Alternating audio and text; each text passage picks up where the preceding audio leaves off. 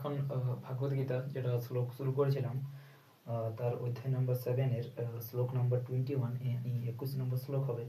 তো শ্লোকটাতে বলছে যো যো জং জং তনুং ভক্ত শ্রদ্ধ আর্চি তুচ্ছ মিস্মি তস্য তস্য চলং শ্রদ্ধ তামে বিধিধান্যহম। এর মানে হচ্ছে যা মানে হচ্ছে যে ওকে, জাম মানে হচ্ছে যা কিছু, জাম মানে হচ্ছে যা কিছু, তনুমম মানে হচ্ছে দেবদেবীর মূর্তি, ভক্ত মানে হচ্ছে ভক্তি, শ্রদ্ধা মানে হচ্ছে শ্রদ্ধা সহকারে, অচির মানে হচ্ছে পূজা করতে, ইচ্ছতি মা ইচ্ছা করে, তস্য মানে তার, অচলা মানে হচ্ছে স্থির, শ্রদ্ধাম মানে হচ্ছে শ্রদ্ধা, তাম মানে হচ্ছে তাতে, এবং মানে হচ্ছে অবশ্যই, বিদধামি হচ্ছে মানে বিধান করি, অহম মানে হচ্ছে আমি।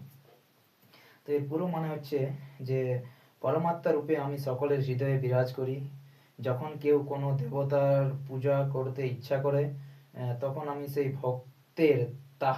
ভক্তের তাতেই অচল শ্রদ্ধা বিধান করি, যাতে সেই বিশেষ দেবতার সেবায় সে একনিষ্ঠ হয়।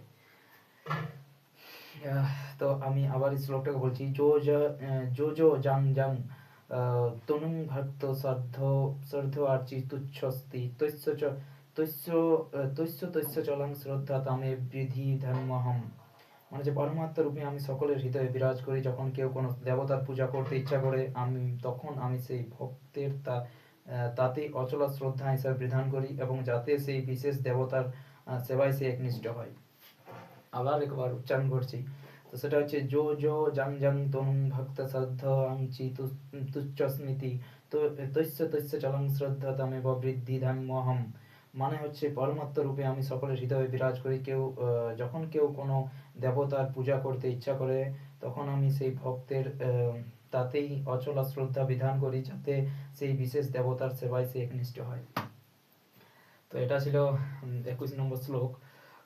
গুড মর্নিং অ্যান্ড জয় হিন্দ।